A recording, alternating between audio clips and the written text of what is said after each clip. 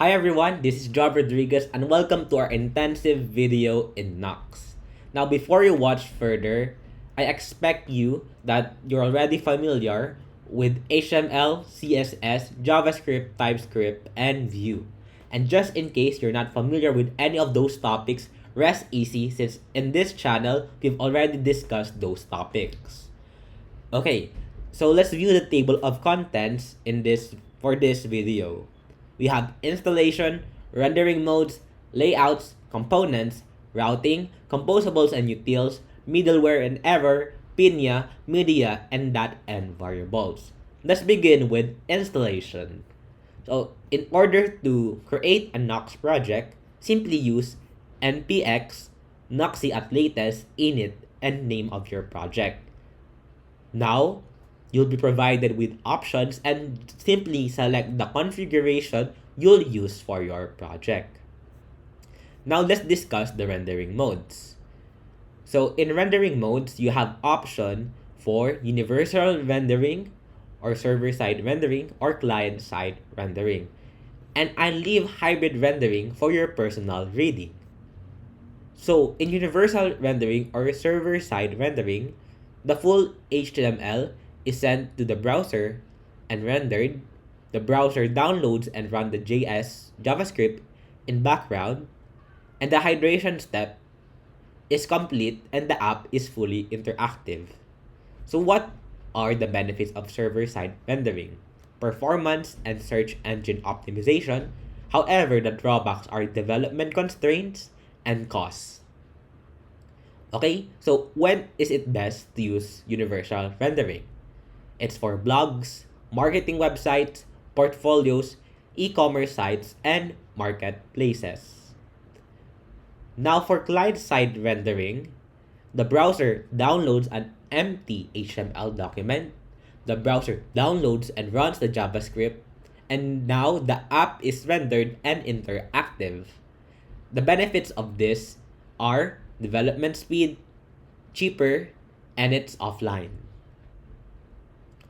And the drawbacks are performance and search engine optimization. Okay? Now, it's best to use this site when you're developing a SaaS, a software as a service, back office applications, or online games. Now that we're familiar with the rendering modes, let's discuss let's discuss media. Assets versus public.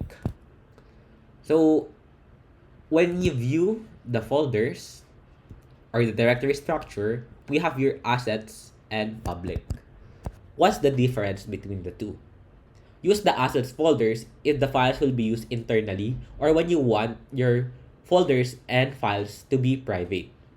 However, if you want to serve the files publicly or make them accessible for others, use the public folder.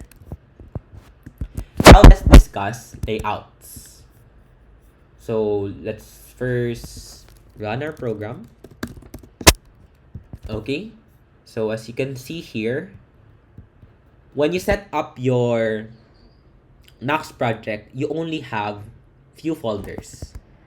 And in order to maximize the power of Knox, I highly recommend you to read the full documentation, especially the directory structure and the modules.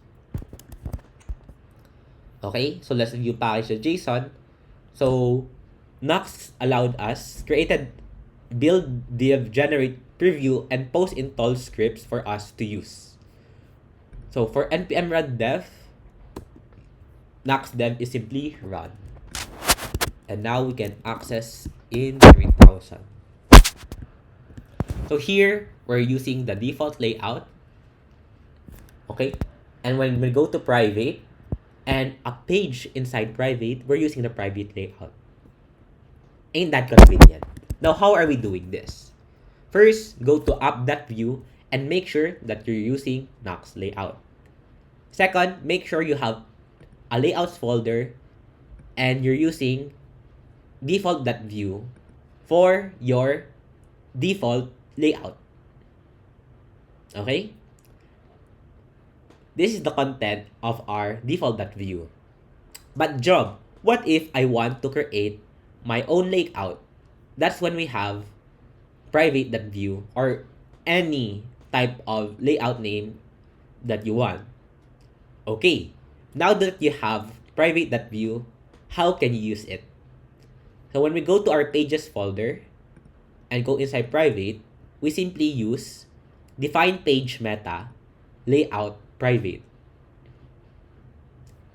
And we do it in every page that we have.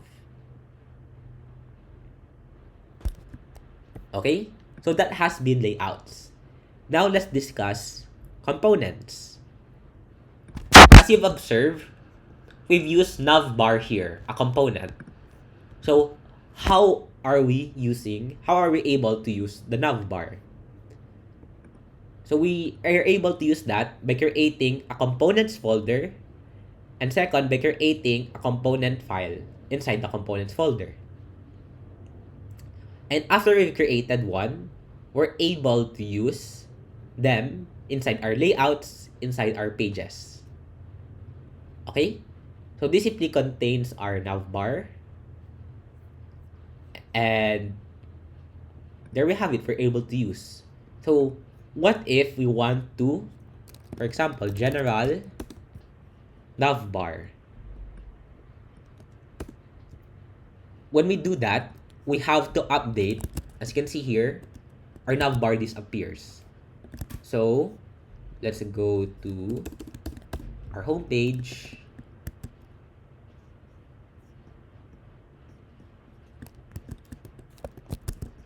And we have to use, wait, there we go, general. Okay, it's already inside general. Then we should have general navbar. Okay? We should have general navbar. Now that we have general navbar, we're able to use this. So as you can see here, the name of the folder, then the name of the component. But we don't need to use general here or a separate folder. So let's remove that and simply return this into its default state. Okay? So that has been components. Next, let's discuss routing pages. So as you can see here, we have our index. So index is our base endpoint.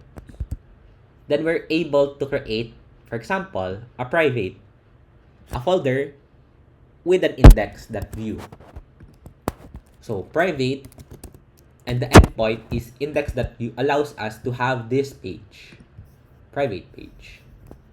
And for example, just in case we want to have a dynamic page, we use the square brackets.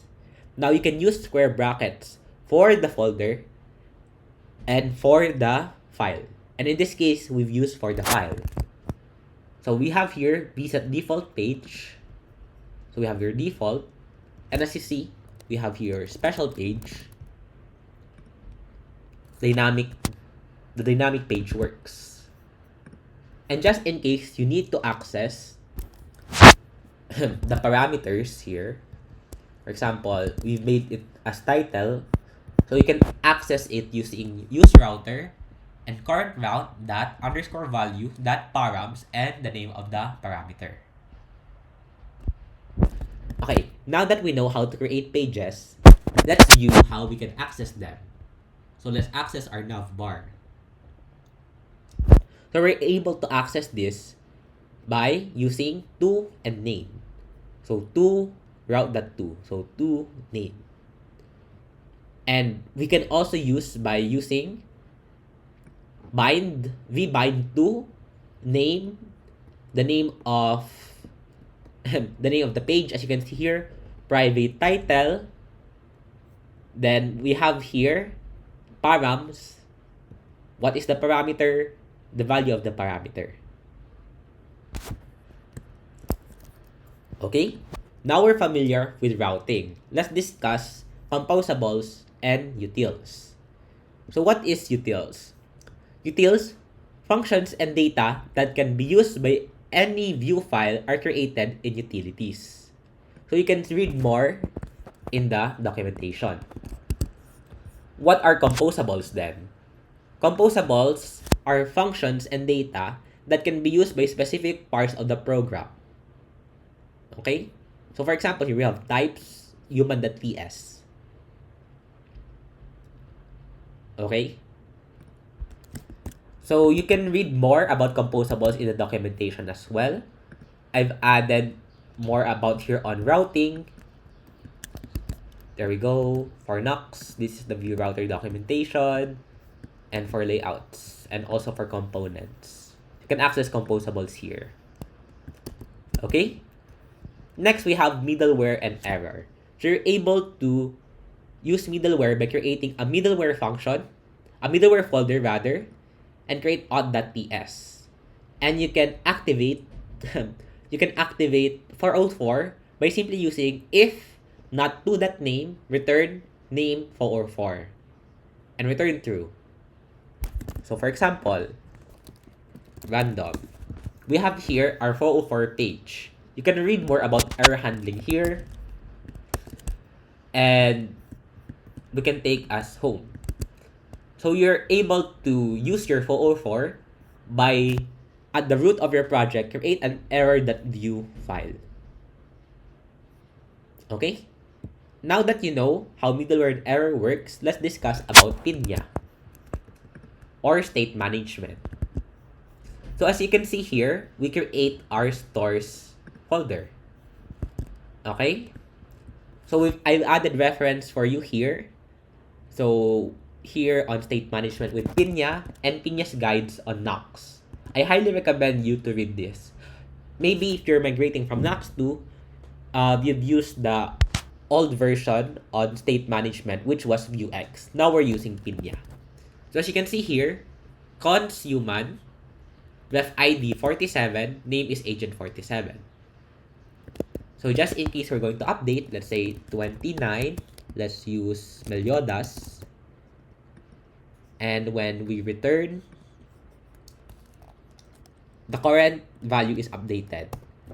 And when we go to view, you can see Pinya is active with this Pinya bar.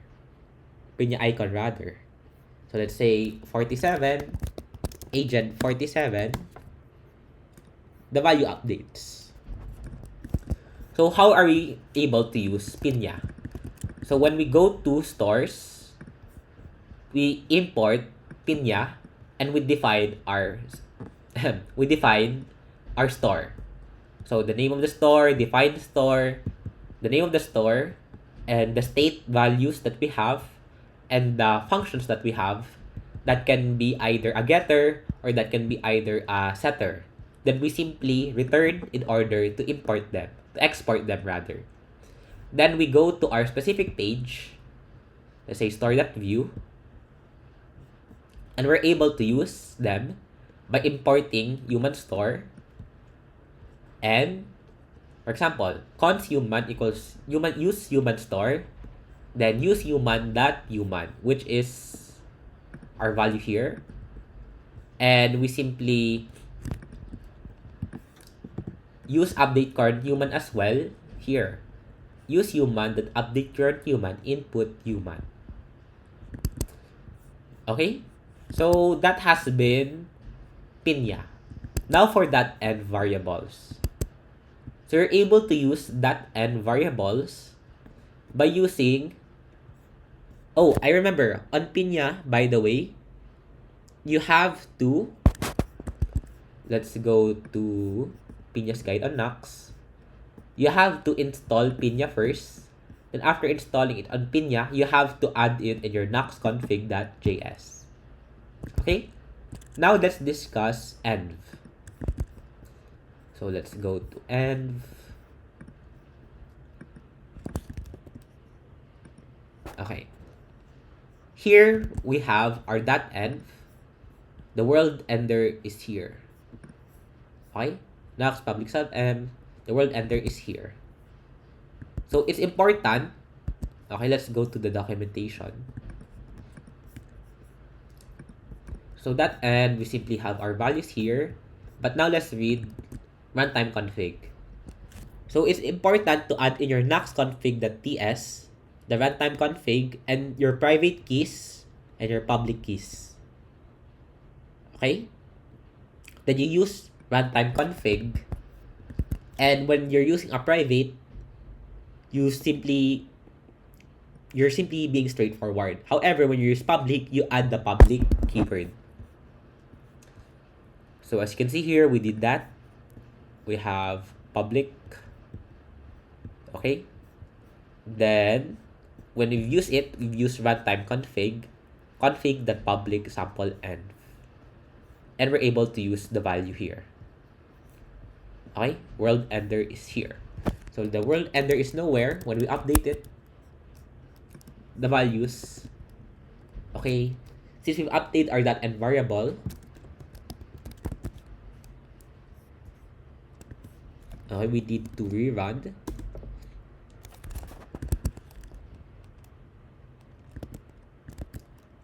Alright, now it's updated. Okay, so that has been our lesson in Nux. So this will be my last video regarding front end so far. So now you're already familiar with HTML, CSS, JavaScript, TypeScript, Vue, and Nux. So if you watch this far, the next steps I recommend are: number 1, create your own project. Number 2, read the documentation as you create your project. And number 3, publish your learnings. Okay? So this has been Job Rodriguez, wishing you a good one.